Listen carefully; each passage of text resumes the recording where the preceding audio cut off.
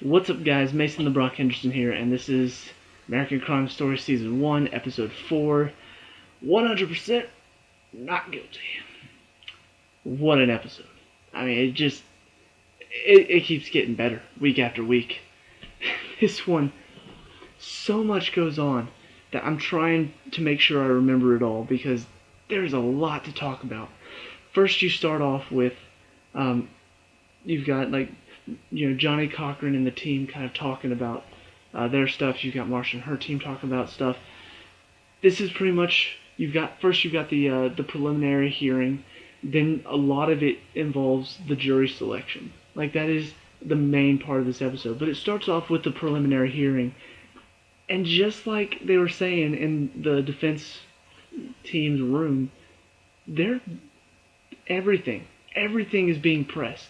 Like, Marsha Clark's up there saying they need a sample of her hair, O.J. Simpson's hair, and the standard amount is 5 from each part of the head, which would be about 100. And Johnny Cochran just stands up and says, "Objection! 100's it's too much. We will give you 1 hair." It's like, 1 hair? And she's like, "No, that's just ridiculous. We'll take 80. It's like, 5, 50. It's like, this is ridiculous, Your Honor. We request a hearing about the hair." And the judge grants it. I'm like, are you serious? Like, they had a hearing about how much hair to give as DNA? Are you serious? Like, did this actually happen? This is some of the stuff in this show. I'm just like, there's no way this actually happened. This is just too ridiculous to believe. And yet, I mean, as far as I can tell, it seems like this show is trying to be as truthful as it possibly can, So I can't imagine they would get something as big as this wrong, to actually have a hearing about hair. That makes you question our judicial system. It really does. So anyway, there's that. Starts off very, very good scene between you've got Johnny Cochran and OJ, and they're sitting in the cell and they're talking. Very good scene between them because Johnny's telling him, he's pretty much getting him hyped. It's almost like a coach talking to a player before the game, getting him hyped for the game, getting him ready for it. Just telling him the story about how he saw him. He was down on his luck. He was frustrated with his job. He felt like he wasn't doing anything right. And then he got to see him on TV playing against the Falcons and saw him making those runs, driving at people. Every time he got knocked down, he got back up. So I felt like you're running from me. That scene just, he really is probably the best thing. I cannot imagine them getting close to winning if Robert Shapiro had been the lead attorney. And they were kind of building up this whole episode that Shapiro was going to get pushed aside and Cochran was going to step in and be like the lead attorney. Because for a majority of this episode, Cochran looks like such a better attorney. Shapiro is just, he's willing to, we're going to plead for manslaughter. And I'm just like, what? Like, Cochran just sounds so sure of himself and so, like, he has this handle. OJ is very clearly not guilty, so we're going to get him off completely of all these charges. I'm just like, how can you be so sure despite all of these facts? It's just crazy to me, and it makes me wonder if he actually believes it, or if he is such a good actor that he actually was managed to convince himself so that he could portray this role of OJ's not guilty. Because, my God, he is selling every single word that comes out of his mouth. Every single time he talks, you just want to buy something. Like, if he were a spokesperson for some ad, I'd probably start calling and buying the stuff because he's just so good at formulating his words just precisely. And it's kind of funny because from the very beginning you can tell that Shapiro doesn't have that. From the very beginning, because they bring in Cochran and his team to the defense room or whatever, and from the very first second, Shapiro's like, All right, now how many of you think OJ did it? I'm like, who starts a meeting like that? Who just, okay, how many of you think that our client's actually guilty? It's one thing to say that and then follow it up with, all right, see that I asked that because we need to be 100% sure. But no, he just, all right, me neither. That's it. That's the only reason. I'm just like, what? What was the point of that? And then even late, in the same meeting, they're talking about, like Cochran's talking about how black women aren't gonna necessarily graduate, or not graduate, gravitate towards OJ because they don't like their black men marrying the white woman or whatever. Um, talking about kind of the bit of racial profiling, a bit of how certain people normally react in certain situations, the stereotypes, stuff like that. And then Shapiro's just like, right, that's why we need you on this team because you know how those people think. So, those people? Really, Shapiro? Did you just say that? Like, that is so stupid. And then even Cochran's just like, you need to make sure you choose your words. You need to make sure your rhetoric is very carefully chosen in this situation. So you can just tell from the very beginning that Shapiro's just lacking something that Cochran has. And he has it in abundance. It's ridiculous. But even despite that, there's still so much that they keep showing that makes me wonder, how did he get off? Like, even though they have all of this, like they have the emotional stuff down, they have the whole, the LAPD just being, they're picking on the black man again. That's what this case is. They have that going for them, and yet all the facts say OJ did it. Like that. That is the biggest thing, and it's funny seeing the jury chosen even because one, it has to be a jury that has no knowledge, pre-knowledge of the case, has no biases, stuff. You think about all the bias in this case. You've got the people who love OJ, the people who hate OJ, people who love the blacks, people who hate the blacks, people who love the police, people who hate the police. All of these biases, I'm just like, how is it possible that you were actually able to find a jury, without some of these people having to lie?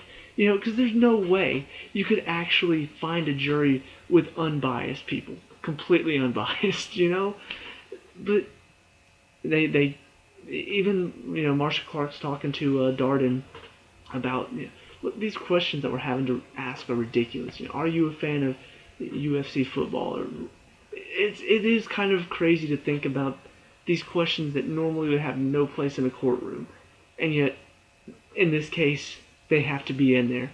It's absolutely nuts. But it is part of this case, and a lot of this case is very crazy to think about, especially something in our time. It would be very crazy. But there were a couple scenes though outside of the case itself that really stood out. One in particular was when they were talking to, I want to make sure I get his name right, so I'm going to pull it up really fast. It was the guy that got killed by OJ. Well, got killed. Unfortunately, I can't really say that.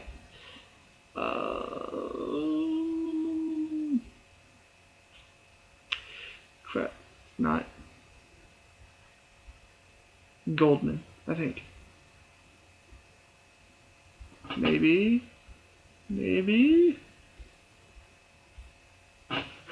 I'm gonna look this up because I really do want to get the names right. Because I'm horrible at names. But it was his family. I believe his father, and she looked too young to be the mother. I figured maybe sister, girlfriend, something. Not entirely sure. But the family had come in to talk to Marsha Clark. And it was, okay, Ron Goldman, just want to make sure. It was a very emotional scene. Like, I am a very emotional person. So at times I do cry. I can't help it. It's just, but most of the time, it's got to be something really sad, like How I Met Your Mother. There's a there's a very sad moment in the sixth season. If you've seen the show, you probably know exactly what I'm talking about. Because the sixth season, most of the sixth season is sad. But there's one moment in particular that involves a death. In that episode, when that happened, I was bawling. Like, it was really sad. And it's stuff like that that makes me cry, you know? It's really sad things and, sad scenes, something like that. This scene with Ron Goldman's family coming in and talking to Marcia Clark, the guy portrayed it very well and captured all of that emotion to the point where I was tearing up. It was very heartbreaking to think about, what if that were you?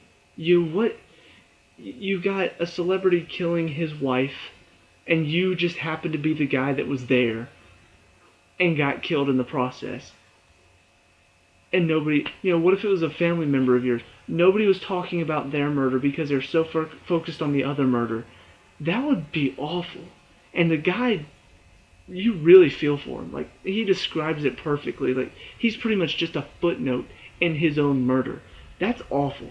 That is absolutely heartbreaking. And it was a very emotional scene to see him go through. Even the girl that was there, like I said, can't remember. I don't know if it was his mom or sister or whatever, but she didn't even say a thing. She was just in the room. She still did a great job because she just had this distant look in her eyes for most of the what the father was saying, and then there was something that he started talking about how he was killed, and you just see her, like, they're showing him mainly, but she's kind of in the side of the picture, and as he starts describing the murder, she just starts like, and I'm just like, oh my god, like, I'm gonna start crying right now if they don't stop this scene. This is awful. This is absolutely awful. Like, how could people not talk about that? Because here's the thing, even going into the show, I knew that OJ had killed his ex-wife. Like, I knew that part. I hardly knew about the guy. Like, that's how bad it is. Even now, several years later, when we talk about the case, we really only do talk about him killing his ex-wife. We don't even talk about the fact that this other guy got killed too. That's awful. And it kind of made me, think about it for a second. Like, that's a terrible thing. That is a terrible thing to happen to somebody. God, it was really emotional. This show does a very good job of picking the right moments to be funny, the right moments to be emotional, and the right moments to be very serious about what it's saying. And this was one of the ones that really hit that good emotional tone. Outside of that, another really good scene, I thought. Actually, there were a couple that involved similar concepts. The silence in some of these scenes. There was the one scene on the elevator, and then there was the one scene when Shapiro gets back from his vacation. In the elevator, they're talking about, I can't remember what scene came right before that. Hang on. Oh, it was the whole jury selection process. They were talking in the elevator about how the defense was, or not, the prosecution was kind of releasing a lot of black jurors. And it's kind of funny to think about because, well, weren't you releasing a lot of white jurors? Like, couldn't you turn it around and just be... I don't know. Anyway. But you could clearly tell that defense was releasing all the people who would probably have a bias with the police or against blacks. And the prosecution was releasing a lot of the jurors that would have a bias for blacks and against police.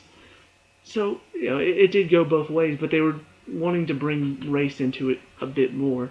And so they bring that up, and Shapiro's just like, you're right, it's absolutely disgraceful. I'm going to hold a press conference about it. And then Cochran says, well, he looks back at his people, and they're just like, mouth and no. And then he's just like, well, we do need to have a press conference, but maybe you're not the best one suited to handle it. And it just silence as they're going down in the elevator. It's like everybody's just waiting for somebody else to talk. It's like, who's gonna say the first word? You know what? And then they hit the ground floor. Elevator opens. He says, "I want to do it," and walks out. And it's just like that scene was handled so well because it really does capture kind of what Clark was saying. It's a battle of the egos. Like the dream team, everybody's calling it the dream team, but the truth is, it's several big egos clashing, and this perfectly showed it. I mean, just the way it was handled was just like, yeah, that is very clearly a lot of egos in this.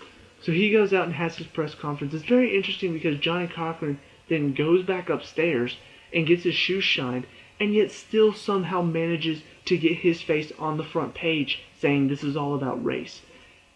That blows my mind. The fact that he had so much sway and so much just, I don't even know the right word for it. But, Shapiro's outside having a press conference about how, the prosecution is being unfair to black jurors. Johnny Cochran sits down to have his shoes shined. This guy comes up and says, "Hey, do you have a moment for me?" He's like, "I might be able to squeeze you in." Turns on the recorder. Next thing you know, there's several people surrounding him with recorders, and his face ends up on the front page. Because that just shows you how much more charisma Johnny Cochran had. The fact that they both have press conferences. Who ends up on the front page? Johnny Cochran. That shows you right there. That just exemplified perfectly how much sway Johnny Cochran had over the people surrounding the case. Like, he just had that much charisma, and he chose his words perfectly. Also, another good scene is whenever Shapiro comes back from his vacation, finds out that all of his files have been removed. They're all at Johnny Cochran's office. So he goes in ready to just raise hell about the fact that he's lost, pretty much lost his title as lead prosecutor.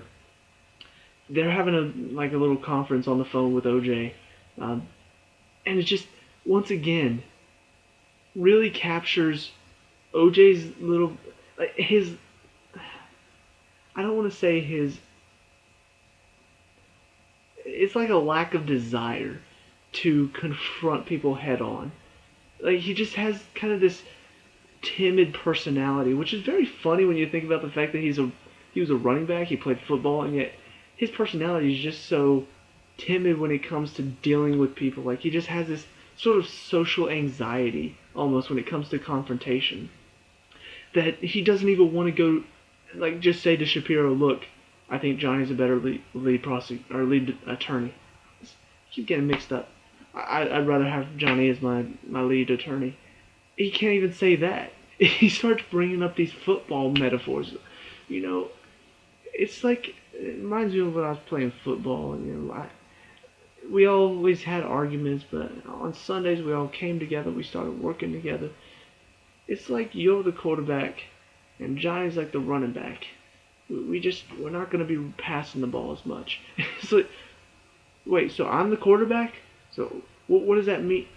He's like, actually, you're more like the coach. And it takes, what's his name, Lee something, one of the people that was on Shapiro's team, he was the one talking to Cochran about, I'm the godfather of his son or whatever. It finally takes him stepping up and saying, "I think Mr. Cochran would be better suited because he can use the dialect of the downtown," and just puts it very eloquently that he can speak their language. Pretty much is what he's saying, just in a term that didn't sound so offensive. And then the rest of Shapiro's team pipes in, "I agree with Lee. So do I." Shapiro just looks offended, and he looks betrayed because his own team just said, Johnny can do it better. That's a huge blow to his ego, and it makes you wonder exactly what's going to happen with him from here. Because they had an earlier scene which once again showed his ego so well. They're talking with OJ, this is in the prison. They're having a face-to-face conversation without Shapiro saying, "We've got your maid saying that she saw your Bronco at 10:15. That completely blows a hole in the prosecution's timeline." They're like, "Yeah, this is good." Shapiro busts in the room. "Sorry, I'm late. Look, I think we can cop a plea for manslaughter. And starts just explaining, you you forgot something, you called her up or something, you went over with a knife to slash her tires, but then she caught you in the act, you were embarrassed, so you killed her. And the other guy, you killed him because you were jealous. It's like, this went from a meeting about, we have this stuff that proves you are, that will help us prove you're innocent. And he just comes in and says, all right, we're going to cop a plea for manslaughter.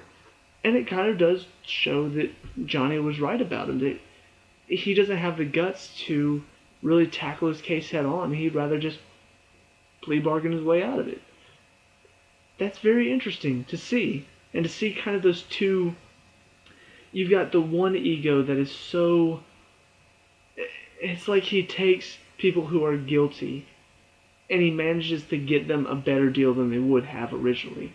And then you've got this guy, Johnny Cochran, and he is so sure that OJ is innocent that he's just like, I can take this case head on and I can win for him. It's very interesting to see them collide and clash on the same case, working together on the same case. One of them thinks his client is guilty and is trying to get him the best deal, while the other one thinks his client is innocent and is trying to get him off. And it's just like, how did they work together? Did they even work together? Like, this is where, not knowing exactly all the details of the case, I honestly don't know how much Shapiro was involved.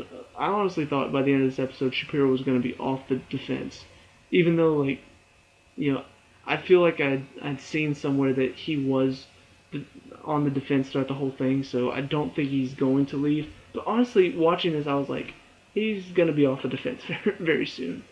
So it was very, very well done showing those two differing opinions.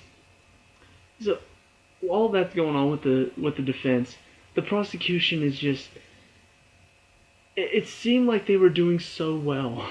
It seemed like they had such a good thing going, and it feels like it's falling apart now. Like, throughout most of this episode, you've got, they're bringing in this guy who can read the jury, kind of make judgments based on the people involved, and, well, not the jury, but, from the jury selection pool.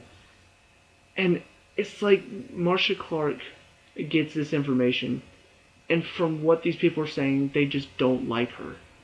And so instead of taking this information and using it, she gets offended by that and decides not to use it. I don't know if that's exactly why, or she just thought, it's just so obvious he's guilty, it doesn't matter who we put on the jury.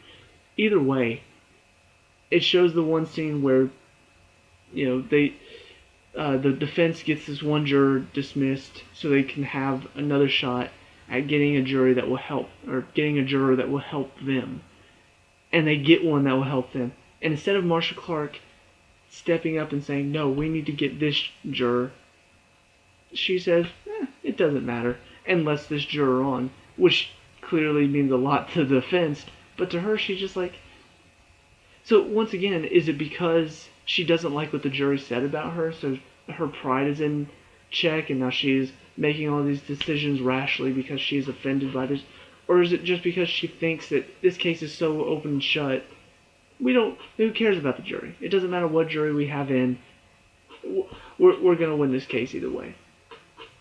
Clearly, from the result we know happens, it's not a good decision on her part. So you've got that going on. You also have the fact that the race card has kind of officially been played at this point. In fact, after the scene where Johnny Cochran and Shapiro have their press conferences about the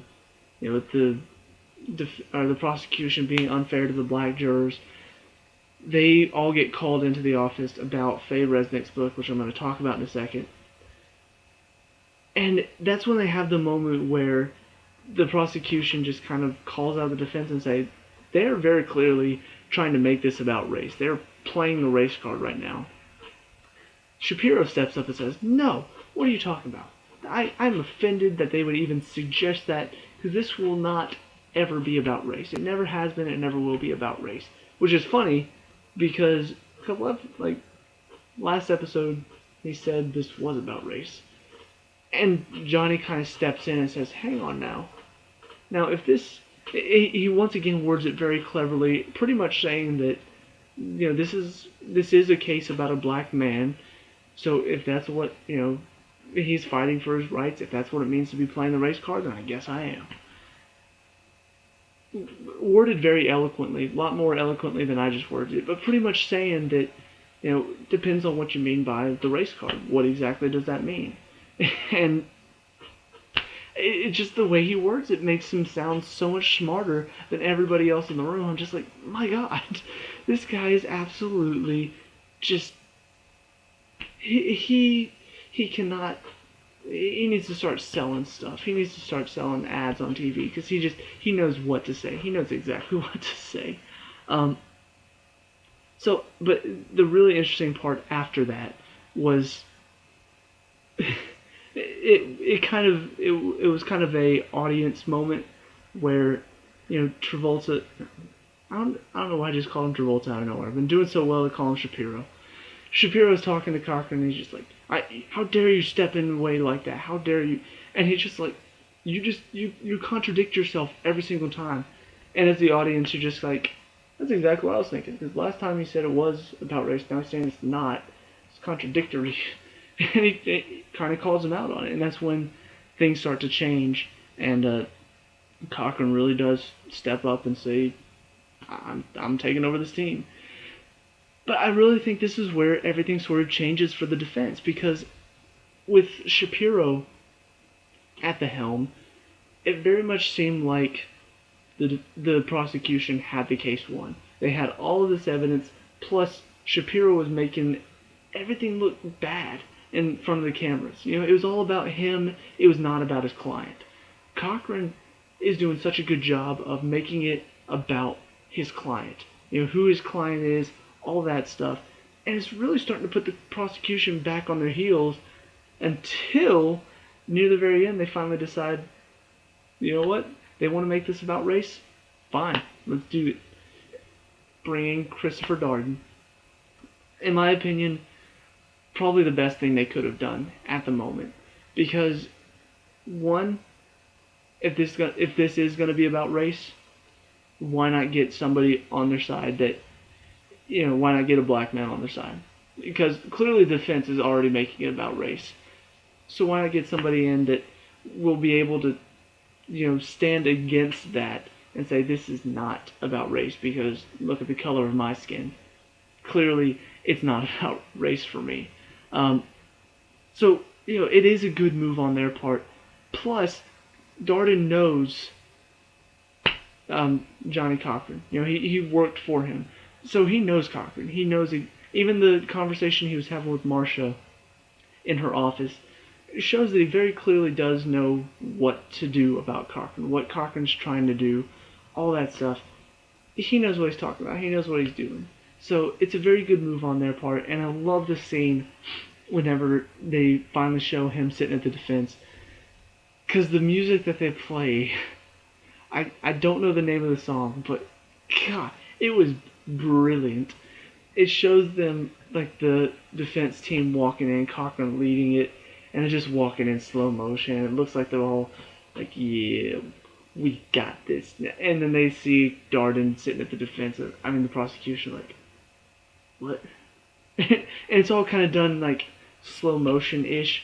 And so, watching Cochran's face, like, he goes, and then Darden kind of looks at him and looks down, and it shows Marcia Clark looking over and smirking. She's like, just like, that scene was so brilliant the way they did it, because it was funny, and it felt right. It felt like the right moment, the right music, and the time.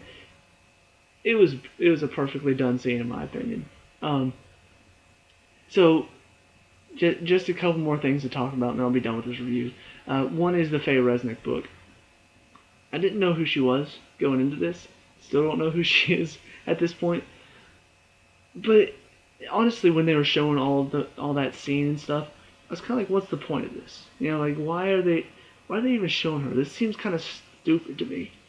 And yeah, for the most part it was. But whenever they brought up the book, I was like, okay, so that is the point. Like, I like the fact that there is a point for all this stuff. Because honestly, FX does such a good job in almost all the shows that I've seen on FX. They do such a good job of making sure there are no pointless scenes. Like, either the scene is there for humor, it's there for drama, or it's there for the story. It's there for a point. It's never just thrown in there just because. Like, there are a lot of shows that just have some scenes in there, either just to have a filler moment, or it's there for some stupid reason that just doesn't make. This was actually in there because we needed to know what she was doing about the book. We found out all that stuff, and kind of seeing her talk to these guys about it, you could kind of get the sense that a lot of the stuff that she was saying was just stuff that she was making up because, Nicole's not there to defend herself, and it's kind of sad to see.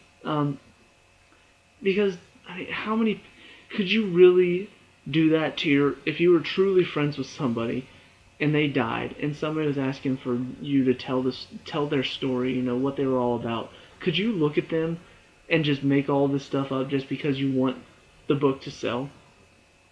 I couldn't. And it kind of speaks volumes about who she is. The fact that she's able to just, oh yeah, she was having sex with like so many other guys and he was watching, and then they would do it, and I'm just like, how can you even call yourself her friend and you're just completely bashing her? That's just awful. But it did end up being a big deal because once the book came out, if anybody read it, that immediately puts them, unable to be a juror, because now that's that's another set of people who are now biased about this case, which kind of sucks. The final thing that I want to talk about is the acting. It's absolutely brilliant. I know I've said it before. I'm going to say it again. It is brilliant.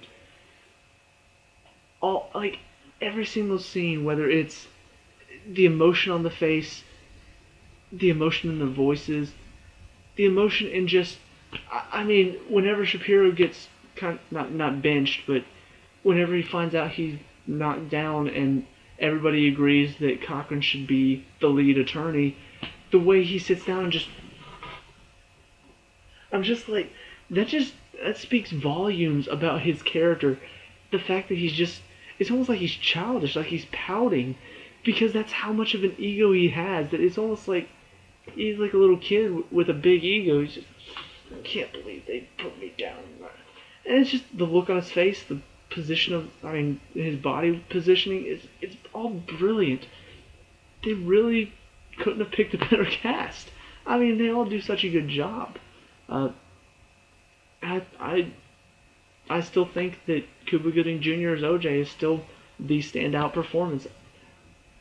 You can just see all the emotion on his face. Don't get me wrong. Johnny Cochran, the guy that plays him,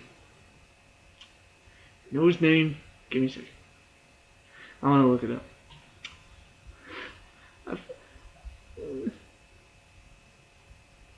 Those moments whenever you know the name, you know the name, but then you can't think of it? I have those moments a lot. And it's not showing up. I'm getting frustrated. Courtney B. Vance. That's the name. I knew it was Courtney something. I knew, because I remember thinking Courtney's a girl's name, so why is his name Courtney? Anyway, Courtney B. Vance does Johnny Cochran brilliantly. Every single time, like I said, whenever he's on scene, I'm just like, I want to buy something from you because you were just that convincing. But the raw emotion that Cuba Gooding Jr. brings out of his face just makes me feel every single scene he's in.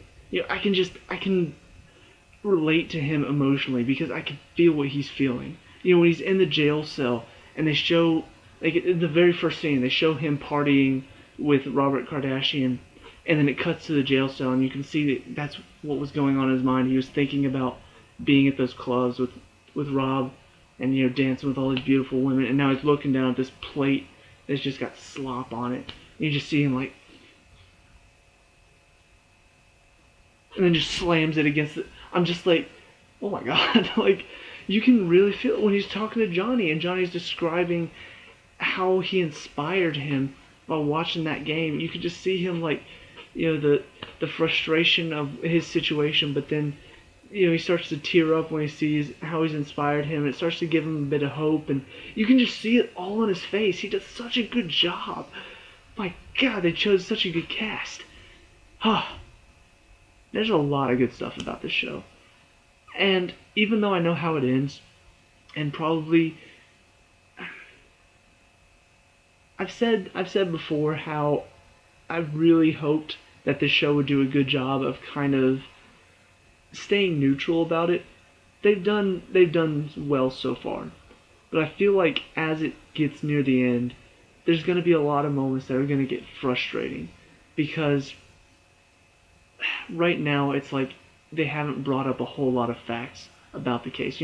They have brought them up, but they haven't talked about them yet. They've just brought up the facts to each other. They haven't actually brought them up in court.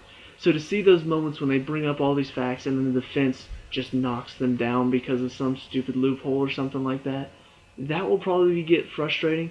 But for now, they're doing a very good job of keeping it neutral so that you're not just, oh yeah, OJ was definitely guilty, or oh yeah, OJ was definitely innocent. They're kind of saying, for here, yeah, you can see where, well, all these facts point to him being guilty, but then again, look at how he's acting. Look at how sincere he seems about all of this. It's doing a very good job of staying on the fence and not really saying that they believe one thing or the other. They're kind of staying, because honestly, to make a good show, you have to. You have to stay on the fence. You can't just go one side or the other. So I'm really glad they're doing that. And I need to finish this review fast because it's storming and it looks like the lights are flickering. So anyway, that's it for this review. Let me know what you think down below. Let me know what you want to see in the future and what you think this show is going to try to tell as far as what they're going to perpetuate about this show, what the moral is. Leave a like and subscribe for more American Crime Story, and I'll see you at the next review. Peace out.